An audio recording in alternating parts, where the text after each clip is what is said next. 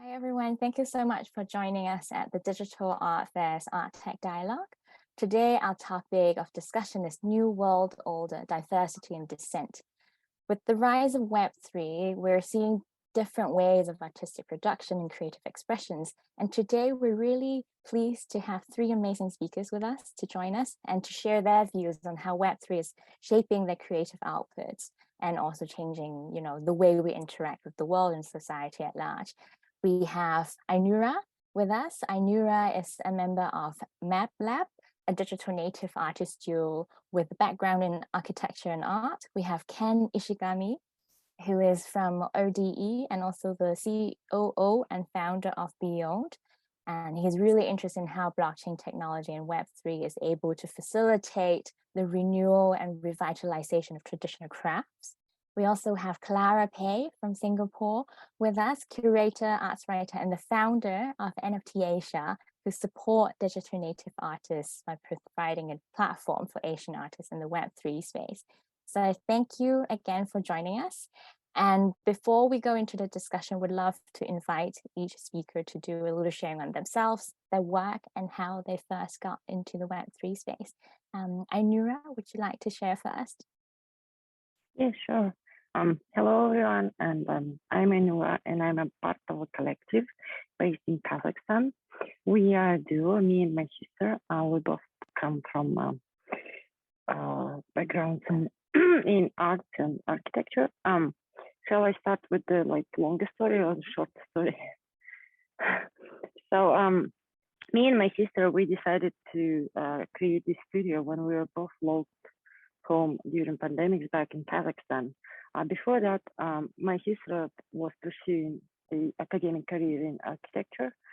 Before that, she was studying academic drawing for 8 years. And after that, she was studying in London and then had a master in architecture did a master in, sorry for my English, by the way, this is not my first language. So. And then she studied master's in architecture in Netherlands, and then after that, a master in architecture in Germany. So she was on her way to pursue the academic career. And then the pandemic started. And before that, I was I had a professional performer career as choreography and dance. And after that, I studied photography in art school in the UK. And then, yeah, at the time, we were both home by miracle. And that's how the studio came to life. And we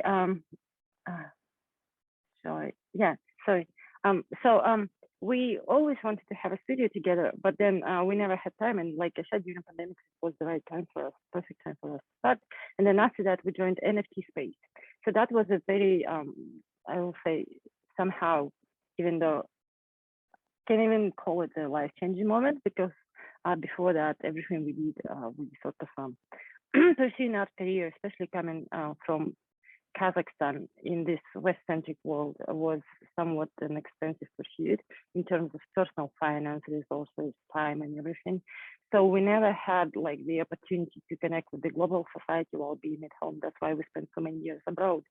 And finally, when we joined NFT Space, we were able to connect with the global art community, to be a part of different curations, to somehow pursue the dream that we had, and while being back at home with the comfort of our homes and connected to our family and friends. So our work comes from Madina's, my sister's academic research in architecture. It is based on it is called the project interface, and then during pandemic we started working from there and developed the concepts that she already developed during her master thesis, master research.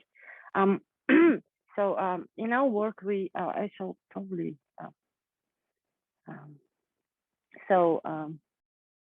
this is our website, and here you can see one of our artworks. So in our artworks, we focus on the idea of architectural space. And we see the space based on the idea of Gestalt theory, we see a space as a like as an interaction between different parts of the space. So when we joined NFT space, we were very inspired by the themes of the Web3 and decentralization, and so that's how like some of our work came to life, because in our work we want to visualize the conceptual space of Web3, and we give it, for example, should I share the process? Yeah, please. Like, yeah. So the process, it's a multimedia process, and it comes. It started as a very simple process of creating these models of clay and researching the parts of interaction in between, the moments of interaction in between different parts. So after that, we digitalized the model. We used the photogrammetry and create 3D model. And after that, we applied the drawing technique, linear drawing, digital drawing. And then after that, we took off from there and created our like 3D model with like in a 3D program. And then after that, we carried on and decided to create these bodies of rock material. And then when you combine the two, you create this proximity and tension, and you create like moments of interaction in between the models. And that's how that is exactly what is the theme of our work based on the project interface. So this will be the architectural space as an architectural interface. And based on the moments of interaction and tension in between the parts, we create these different architectural spaces. Like, for example, you can see here, which is our logo, and it consists of two parts with different landscapes and textures that come together. It's also somehow symbolic of our like collective, our duo, and that's why we chose it to be our logo. And then we create, then we use hand drawing, digital hand drawing technique again, and we create these architectural spaces basically. And some of our latest work, like here, for example, was deeply inspired by Web3, like I already mentioned. And here we want to sort of explore the idea and like draw a parallel between our vision of architectural space and our vision of digital space, because all these parts, like us as creators and different parts of the space, create this unique space that becomes a whole. And we sort of speculate on the idea.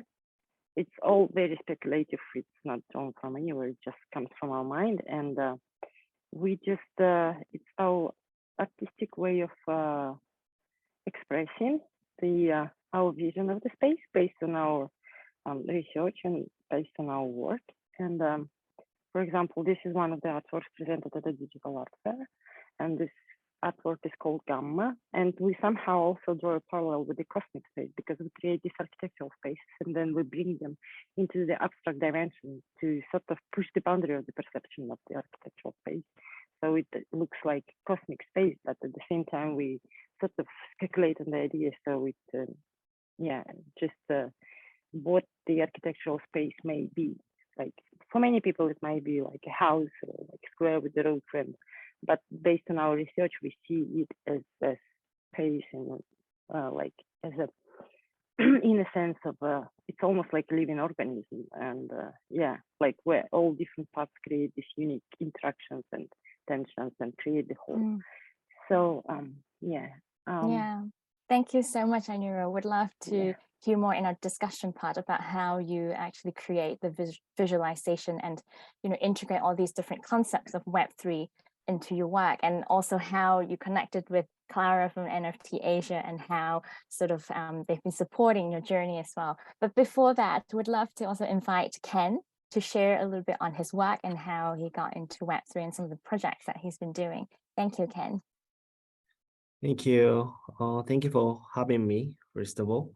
And let me introduce myself a little bit. I'm a producer and the founder of Beyond.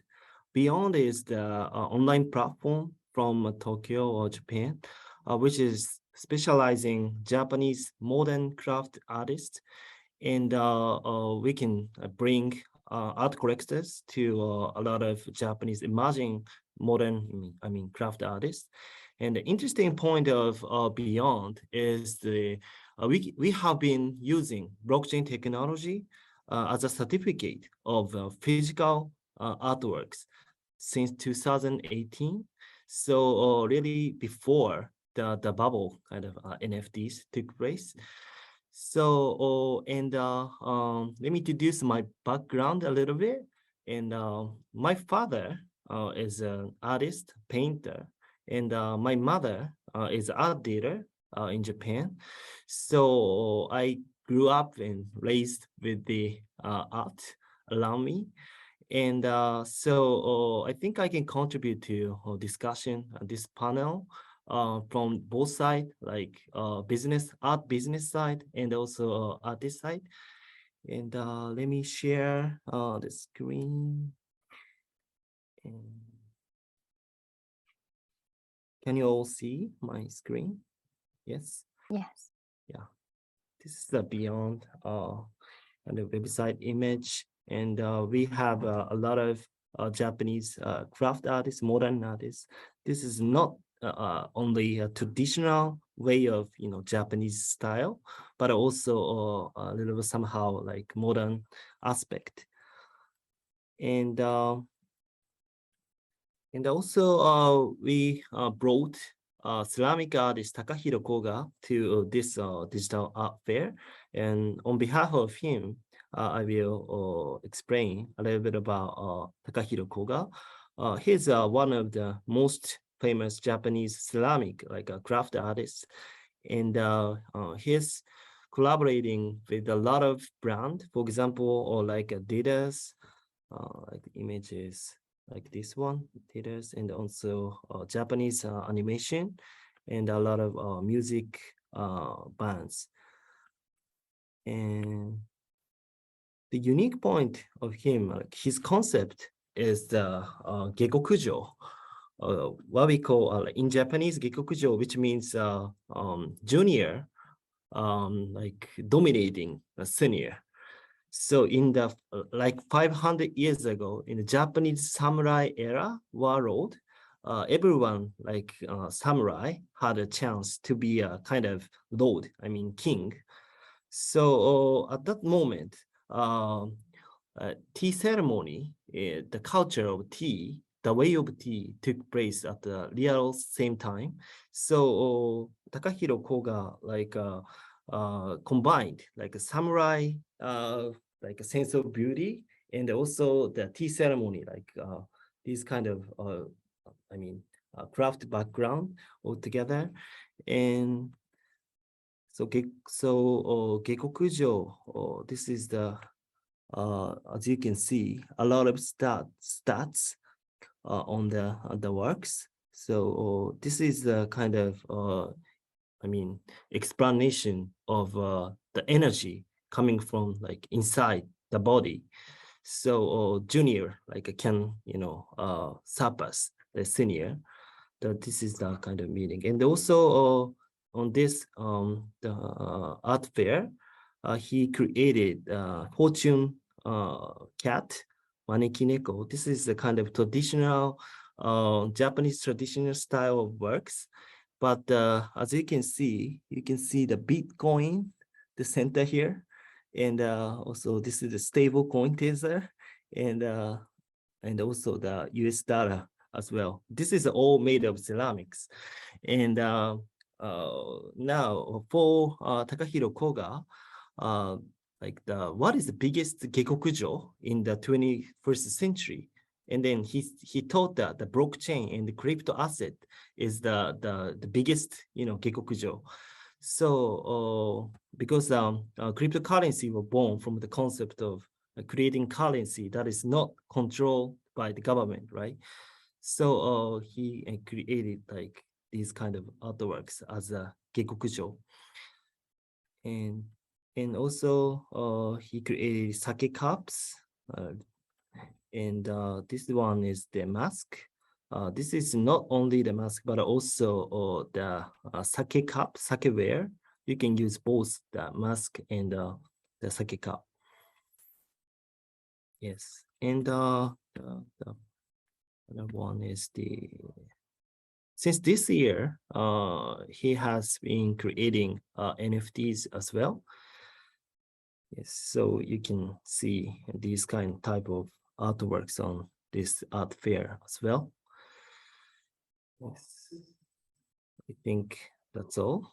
Thank you. Thank you so much, Ken. I think it's really interesting to hear how, artists and creators not only, is Web3 changing the way that they're interacting, with their own art practice, but it's actually disrupting and breaking out of the traditional hierarchical model as well, especially in Japan, when tradition is such a big part in society.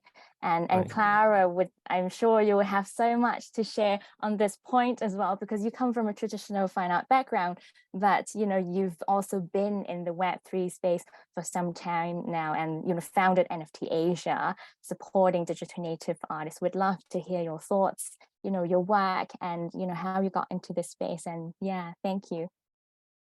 Thank you for the introduction, Joyce. I'm so glad to be here. Thank you for having me. I work as a curator in Tread Art in Singapore, where I run the art program of an interdisciplinary art space called Appetite. I'm also the curator for Art Dubai 2023 digital section, as well as the founder of NFT Asia, although I do have to say it's very much a team effort. So my practice sort of emerges from my background in economics, where I first start to look at art through kind of market dynamics and wanting to understand and make sense of the art market. That then brought me towards wanting to learn more about art history. So right now, a lot of my curatorial and practice and research looks at intersections between art, money, and emerging technologies. So thinking about how these might shift our modes of artistic production and consumption. But really, I'm here today to speak on behalf of NFT Asia. So I whipped up some slides, and I'd like to share with you very quickly about NFT Asia, our journey since we started last year, and a little bit about some of the things that we have done both in person and online. So NFT Asia is, please excuse this text-heavy slide, it's a digital native artist collective that supports artists that are Asian and Asia-based and in the Web3 space. And so we were founded in March 2021 and have grown to be one of the largest communities for artists. We have over 4,500 members on Discord, and we're reaching 20,000 on Twitter. And our Discord and Twitter is really like our bread and butter. But ever since, the world has sort of opened up towards the middle of last year or late last year, we've also dived further and further into in-person work. Our collective work is really focused on thinking about sharing resources. So it's a mutual kind of support structures within artists and arts workers, creating opportunities and fostering close connections that are both within as well as across kind of different digital art worlds and beyond. So this is our current team. As you can see, the majority of our team are artists, designers, creatives themselves that have come into the Web3 space for different reasons and for wanting to craft out a new landscape. And most of us are based across different parts of Asia, with some of our members being based in Europe and the US as well. So we can have diverse time zones across. And this is our Twitter. So Twitter is really one of the main channels through which we communicate with our wider community. It's where we share, opportunities, whether it's open calls, announcements of our coming up, like exhibitions, partnerships. It's also a channel through which we run frequent artist features. We do different kind of drop parties. We host Twitter spaces regularly. So it's really, Twitter is really a main tool in the Web3 space, to build communities and to connect. And it's also one of our main sort of platforms for amplifying what artists are doing, but also making sure that we can connect in different ways. Our Discord is another one of our main channels. So Discord is really where we share more kind of in-depth discussions. We have more informal connections and kind of initiatives. Like every Monday we run game nights.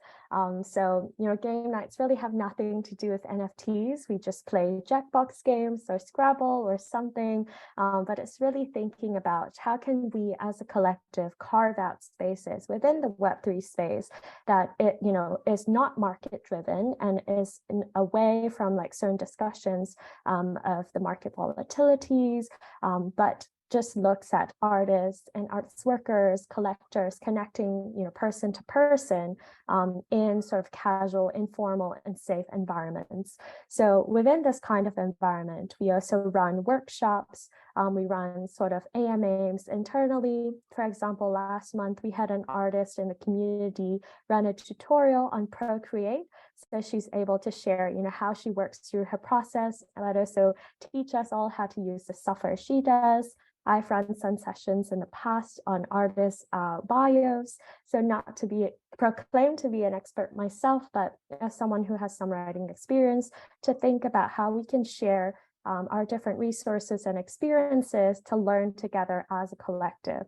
I'm sure, we might dive into this later on as well, but there aren't so many support infrastructures in the Web3 space that specifically look at how we can help artists develop their longer term career. So given that environment, NFT Asia has tried to foster more of those opportunities internally. And with this year, we've also done several in-person events. Just to give you a couple of examples, this was our booth at Art Dubai earlier this year for their digital section. NFT Asia does not represent any artists or work with artists directly through commissions of any kind. Rather, we're a collective and we want to make opportunities happen, especially for artists who may not have had access to these possibilities otherwise. So the whole idea is, how can we utilize the power of collectivity where we know as a collective, we have a platform altogether? So then how can we use this platform to make it possible for individuals from different parts of Asia and the world to then gain access to spaces they might not have had before? So Art Dubai, being a very premier kind of traditional art fair, is one of those spaces. We did a partnership with Super Chief Gallery in New York, where we ran an open call on Twitter. So again, this is open to anyone here that follows us on Twitter. Anyone is able to submit, apply, and have their work considered. We don't look at following numbers. We really just look at, whether the artwork fits the context within which we are exhibiting. So we partnered with Super Chief because we felt it was important for NFT Asia and the artists in our community to have a presence during NFT NYC, which is one of the most well-attended NFT kind of events globally each year. We've also done different events around different parts of Asia. This is from our meetup in Bangkok, where we had the opportunity to connect with some of the artists and community members who have been a part of NFT Asia since the start. So this was just a little meetup. And most recently, we also had a partnership together with Sotheby's and the Digital Art Fair to be a small part of a recently closed auction. Actually, it just closed yesterday, where we were able to facilitate and introduce 4 different artists who are leading the virtual space to be a part of the auction and think about, what more of these collaborations can look like. And it really meant a lot for us to be a part of this, auction, because NFT Asia is very much like bootstrap artist collective. And we've never thought of ourselves as really, being able to work with large entities like Sotheby's in this kind of light. So we very much hope this is the beginning of more and more opportunities we can connect artists to. As well as our wider kind of open call that we ran for the Experience Edition part of Digital Art Fair this year, which MABLAB is a part of. And just to quickly wrap up, these are our socials, and you can join us on Twitter at NFT Asia Official, where you'll also be able to find out more on our information and addresses. Thank you so much. Yeah, thank you so much, Clara. And I think thank you everyone for your sharing. I think it's really fascinating to hear the different stories and perspective. But one thing that really ties, all of your work together is this new vision of creating, the future together or creating something different. So my first question to all the speakers is, why did you enter into the Web3 space? What's that one thing that sort of caught your attention, in order for you to sort of start, what you're doing now? Clara, would you like to start first? Sure. For me, I actually heard about NFTs a while back, and I was extremely skeptical of the environment. I didn't really want to dive into something that was hyper market driven or hyper financialized, but coming towards 2020, 2021, more and more people start to tell me about how they're looking at art now because of NFTs, or artists are working with this technology for a new kind of opening. And I was asked to write a piece for this for a Southeast Asia-based platform, Art and Market. So it sort of forced me to look at it proper. And as I started reaching out to artists in Southeast Asia to understand who was already in the space, I realized that a lot of the artists in this part of the world who are curious about blockchain and NFTs, felt that there was a lack of space really for Asian artists to learn together, to just understand what's going on. A lot of the communities in NFTs at the time came out of like crypto communities, blockchain communities that have kind of congregated around, I want to say US or some parts of the world already. And these artists were all trying to figure it out individually. So the idea was very simple that, okay, we'll just create a group chat and, get on it and figure it out together. And that then eventually grew towards NFT Asia very quickly. And so because of that, I just sort of stayed also feeling that as a curator, and someone who's interested in emerging technologies, I feel as though it's my responsibility to just understand what's going on here, how are people, experimenting with the space, and yeah, what could be possible moving forward. Yeah, thank you. And I think, the spirit of Web3 really is the decentralization and transparency and connection and collaboration, which, I can see through, all of your work. Ken, would you also like to share on, what makes you enter into the Web3 space and how it's supporting the traditional artists? You've given some examples, but I know you're also an advisor on, the Japanese creative board. Is that correct? And, Yes. how are you seeing it? And how do you think Web3 will be transforming how we support artists and creatives? Interesting question. I think 2018, I first encountered NFT, not specifically NFT, but like blockchain technology. And when I searched like NFT system, blockchain system, and I think that system is very similar to Japanese traditional way of evaluating artworks, like craft works, because back in like 500 years ago, we use wooden box as a certificate, like not only artist name, but also wooden box, like they are all collectors, and also like a tea master, grand tea master. This is like who can evaluate the artworks, like works. So at that moment, Japanese people very understood the importance of track record, in order to maintain the value of artworks.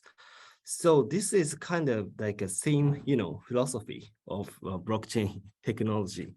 So at the moment, I think I can combine like together because at that moment I have been, kind of familiar with the like art crafts, like craft industry.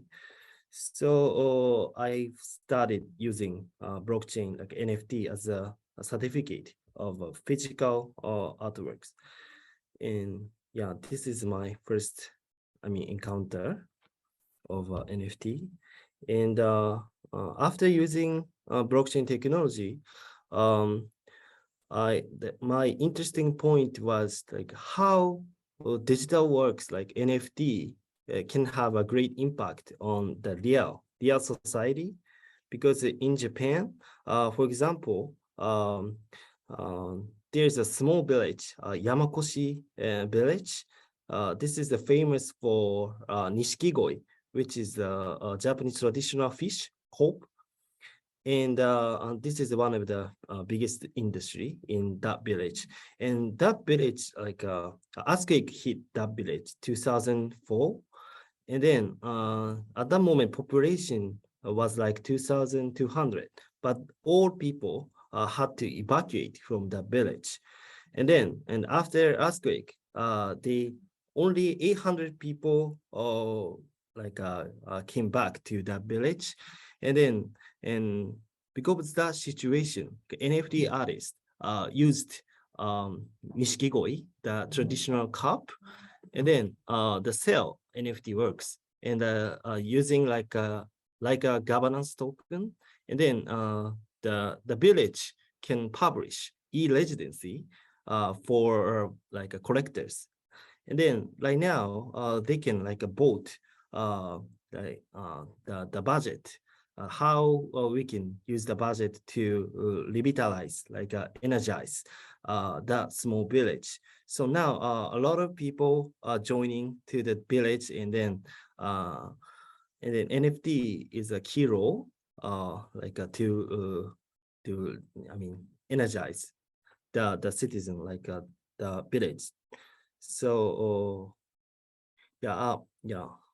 Yeah, thank you. Thank you so much, Ken. I think it's interesting, from your perspective. I think all the perspectives we have here are quite different as well. NFT as a certificate, NFT as a governance token, and how, we're working sort of outside of the traditional gatekeeper. Yeah. And Ainura would also love to hear your thoughts on what you think of NFTs. What does it mean to you, and how you've been creating in the Web3 space? And I know your work, actually captures a lot of that value of decentralization and Web3. So would you be able to share more with us? Yeah, thank you. For us, we joined the NFT space in June 21, but we actually heard about NFT somewhere in 2020, but we have never sort of give it a proper thought. And then we were suggested by a family friend who's working closely at the Kazakhstan. Like there is like a blockchain hub that exists here in Kazakhstan. So the family friend was working with the blockchain, and he suggested, like, why don't you join NFT? And for us, we have been doing that for like over, like probably if you come from early age, for around 30 years. And even though we even had to like spend, for example, like somewhere for someone coming from a country like Kazakhstan to connect with the global like community, like I already mentioned, would come to bigger prices. Like Kazakhstan is a post-Soviet country, and like it's somewhat not well integrated in the artistic sense. I mean, with the global scene. And we had to spend like over a decade in like some leading art schools abroad to sort of have a sense of connection, to have a chance to connect and maybe to pursue our careers like in the future. But then, like I already mentioned, during the pandemic, we were both home. And when the family friend suggested that we join NFT, we sort of were a bit skeptical. So it was in March, and then in June we joined, because for a couple of months we did our research, and we sort of saw an opportunity for artists and creatives, and also for intellectuals, because there could be so many different applications of NFT, like we probably all know. And for us, we thought that will be a great chance to be connected, like I already mentioned. But yeah, it's kind of true. And like what fascinates us about NFT space is that the diversity and the ability to interact, the ability to connect, like all this, like I don't know, maybe it's just our personal view based on our works and research, but somehow we see it as we call it the space, but we somehow want to give it a visual value, and like we want to bring it into the visual world and visualize landscape. So in our work, for example, I can share some work, and yeah, so yeah, so in our work we sort of like I already mentioned, we draw a parallel with the we draw a parallel between the digital space and the cosmic space, and somehow with the architectural space that we envision it to be. And we think that if you think about the history of the universe, and if you think about the history of metaverse, like what will be the future of the metaverse? So we draw a cosmic, like a parallel into, like, for example, this work is part of the concept that is called Metaverse Big Bang. And we sort of speculate on the idea of what is the future of the metaverse? How will all those interactions develop in the future? What will be the what will be the different stages of its creation and expansion? Because if we look back at like history of creation of our universe, like according to Big Bang Theory, and there was like different stages of its creation and expansion, and it's still expanding. So the metaverse having this quality of it's not tangible, it's not attached to a physical world, so it has this ability to probably has this infinite ability to stretch and expand. So that's what we sort of explore.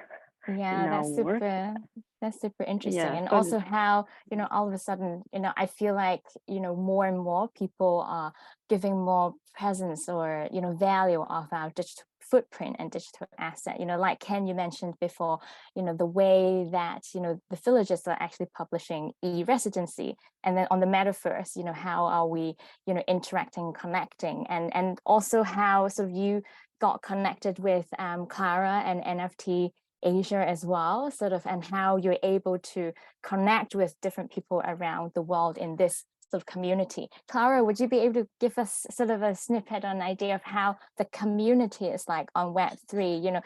Is it, you mentioned a lot of like collaboration, connections. How do you find artists, and how do you connect with one another and keep that connection going? Because it's such a big part of Web3. Yeah, I think, to be honest, community is used a lot in the Web3 space, and it's often lauded as one of the most important parts of Web3. But community building and management is extremely difficult, whether it's in the form of a decentralized autonomous organization as a DAO, or it's just as an artist collective or community like we are. It's definitely difficult to sustain that, but I think the main channels through which connections are made are still through Twitter and Discord.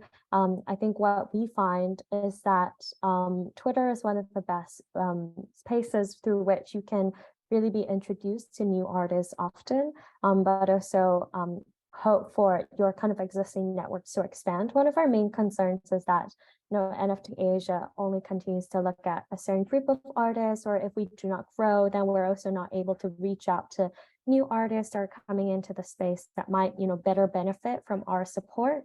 And if we don't kind of branch out, then we're also not able to kind of establish continuous opportunities or new connections for artists that are already in the space or in our community, to sustain their interest and involvement in the community as well. I think it's also difficult to sort of separate activity or attention span in the NFT space. And by that, I mean really like deep crypto, sort of almost degen crypto spaces where it's hard to separate NFTs apart from what's happening in the crypto market and its market volatilities. So definitely from last year when we first started NFT Asia, and it was right after the Beeple sale at Christie's, it was right during that period between 2021 March to, I want to say, 2021 July or August, when we saw a lot of artists coming into the space, minting their first NFT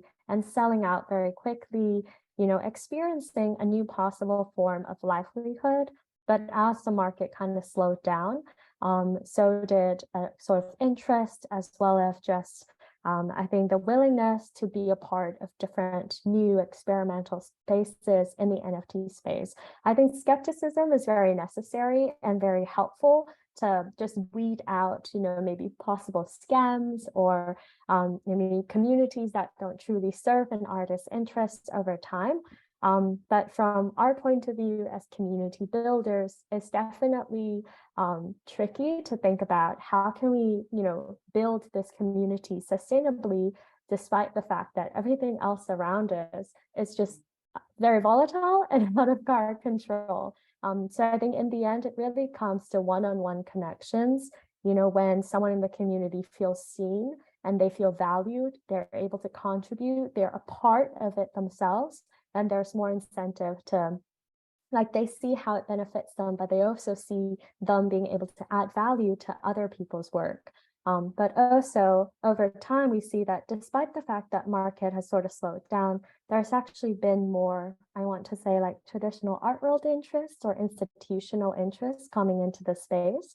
So those who are continuously building then become a part of those conversations. But the incentives are sort of, I guess, slow burning as compared to last year. So yeah, I think it's a delicate game of balance. It is, and it's so interesting how you sort of described the evolution or the changes within NFT Asia and how institutions are coming in. How about in terms of like aesthetics? You mentioned, you started with perhaps one group of artists, and then now you want to expand to more. How do you see the aesthetics sort of changing and shifting as well? My hope, and I'm not sure if this is a realistic reflection, is that the aesthetics of artists that are a part of NFT Asia are becoming more and more expansive and different and diverse. Like, for example, I think, we only recently got to know MABLAB through a proper collaboration, like with the open call a couple months ago. But when we came across their work, I thought, oh, this is really cool stuff. And I hadn't, seen this before. And it's only because of a public open call that we would be able to connect with people who aren't already, say, like very active in the Discord. And internally, we try to keep track that, we're always sort of working with artists that are part of the community, regularly contributing, but also have spots, or as much as we can try to leave spaces for artists who are new or maybe more like in emerging phases of their NFT career, to think about keeping a balance. But definitely within the space itself as well, you see that visual trends or kind of interests in different genres or different kinds of aesthetics and movements of art and aesthetics have shifted continuously since like early last year to now. For a while, I think there was just extreme interest in like anime, and there's still a lot of interest in those areas. There's sort of continuous interest in like 3D or illustration, but photography was a big thing towards the end of last year. This year, it's like all the rage is around generative art and AI and sort of moving towards more digital native mediums. So it's interesting to see as well in this space that, there's sort of interest and there's artists working across all these kinds of possibilities. So our responsibility is how can we connect with all of them? But yeah, I think everyone has very different experiences, and I'm sure like Ken and MABLAB can speak to that as well.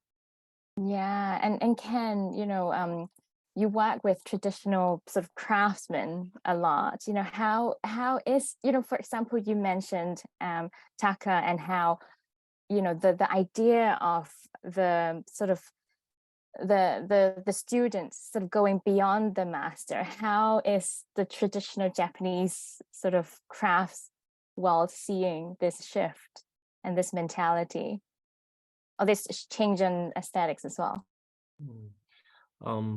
Because of SNS and internet and NFT Web3 as well, I think those system is very rapidly changing right now. However, speaking of craftsmanship, it's very difficult to enter the industry itself, because in order to be the sell his artworks like craft works, they have to do a training for like more than 10 years or 15 years. So and also evaluator is the master of so it's difficult to to be a superior, it takes too many times. But because of Web3 NFT, a lot of emerging artists have kind of right now opportunities. Even Japanese artists have opportunity to show their artworks. So not only real works, but also right now current craft artists are using 3D CG technology to copy, imitate real works, physical works as well. So there are a not so big boundary to show their works overseas as well. So because emerging artists don't have enough money to exhibit his works like a DR space. So but on the internet Web3 it's very easy. So yeah, that's why I explain a lot of craftsmen artists you should join a Web3. Yeah. Yeah, that's interesting to see sort of more and more people onboarding the Web3, but there's always this hurdle, trying to educate, trying to make them understand the value of NFTs, how, it's not all, just market driven. That's actually, with different NFTs, there are different utilities and different meanings and captures different values behind it. And yeah, I guess, with Web3, there's a lot of opportunities that are presented. Have we encountered any sort of challenges or issues that, any of the speakers would like to share? And so what other support system and mechanism can we put into this space? Ainura, would you like to share?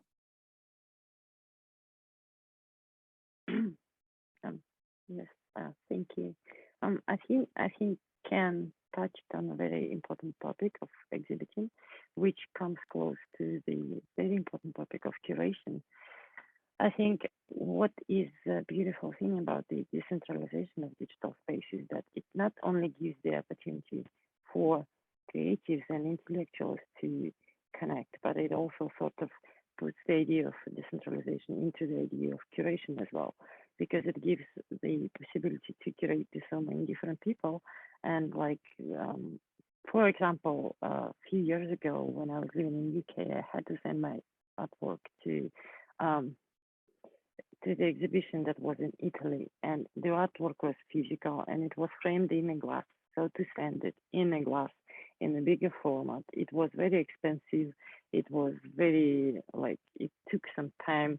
The artwork, even though it was the expensive delivery, the frames were made of glass, so they were broken. So the curators had to reframe it and all this. So it's just a very simple example. But yeah, for I will say that nowadays, for the past year, we exhibited our artworks on different continents, including Times Square, New York, and it gives the curators and the creators so many possibilities to sort of connect with each other. Because, for example, NFTs, or what NFTs is doing, Clara, they are able to create this community based on I think it's a beautiful idea, because we still live in a very West-centric world, and to have the communities like NFTs, I think it brings so much value to the space and so many opportunities to the creators who come from different countries and not come from America or UK or any Europe country that is very well established in the traditional system.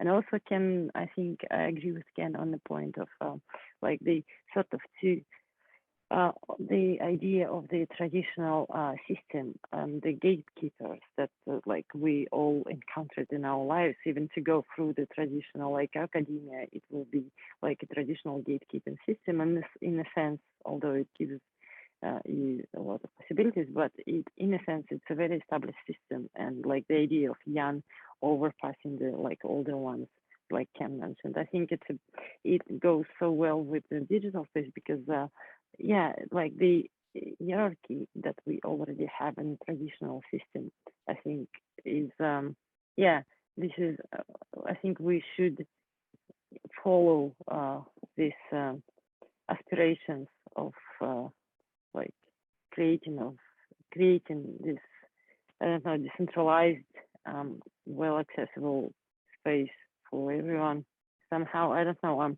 I think Clara is doing beautiful things in NFTs, and there are so many more beautiful examples. Of course, there are like challenges, like in any space and in any system. And nowadays, the challenges, like Clara mentioned, but like the space somehow looks like the open ocean where everything is just floating.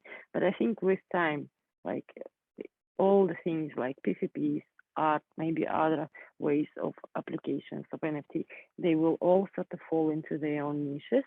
And somehow we will sort of create this like closer communities. Like art will be connected to the art, and PCPs will be connected to PCPs. And like Clara also mentioned that traditional art houses are sort of connecting with the field, and I think that will help for us as creators to sort of define and find our communities and keep closer with our like niche and and career goals in the future.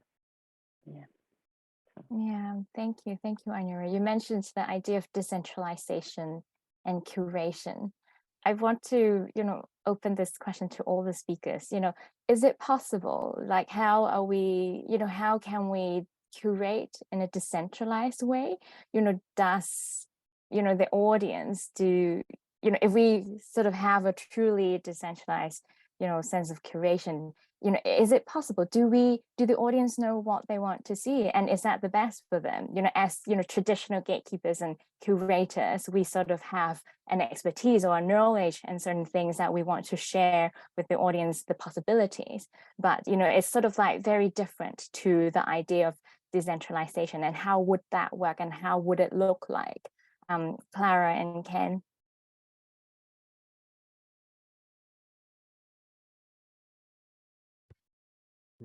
I think important point is we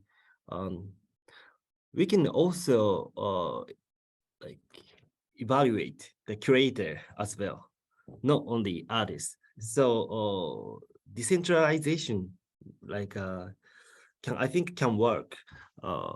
All players can be evaluated by a lot of all players. So that's a key point.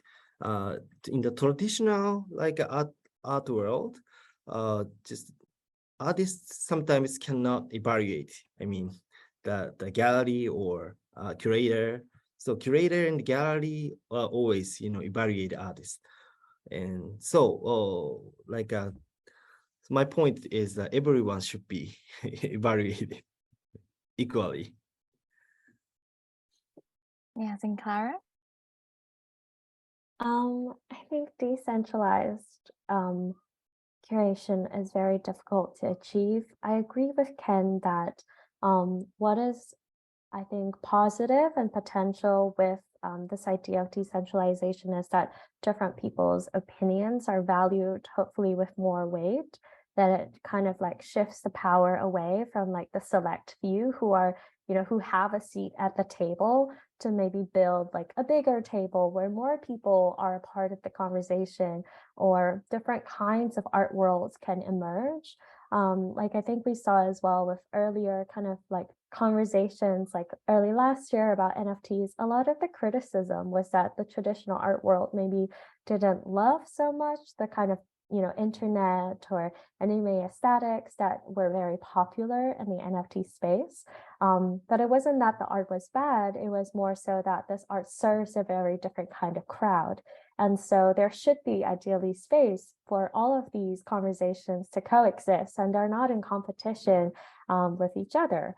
But I do think that, especially from like a community standpoint, decentralized curation is tricky because sometimes it turns into a popularity contest, and you see that the biggest artists just keep winning, and there may not be enough mechanisms to kind of safeguard like actually having alternative interests, or actually carving out spaces for things that maybe from curators or dealers or collectors or other actors standpoint that could be beneficial for the space, but just feed kind of like populist desires. So yeah, I think it is super tricky, but I guess the interesting thing is also prior to the space, I don't think there was so much room for even like talking about what community curation or decentralized modes of exhibition making would look like. So maybe just even the fact that we are now able to think about it is an improvement. Yeah, thank you.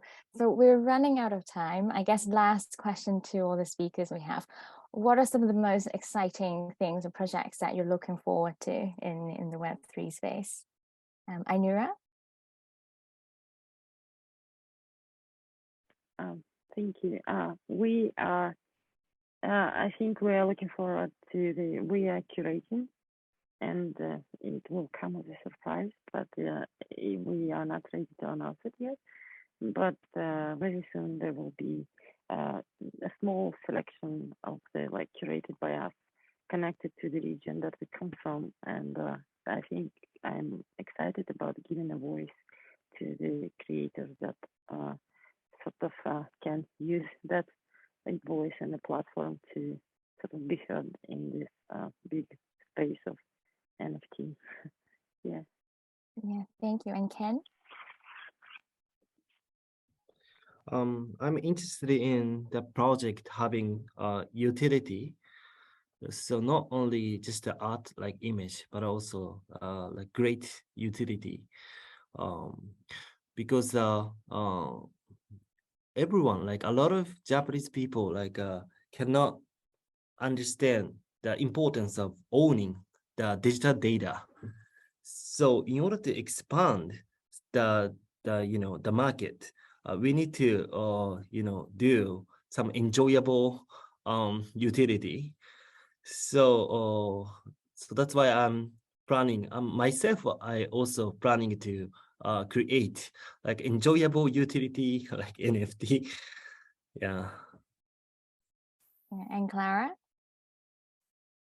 I think mine's a little more boring. I'm interested in seeing some more conversations surrounding like on-chain storage, or just like talking about the stewardship of what like collecting NFTs look like.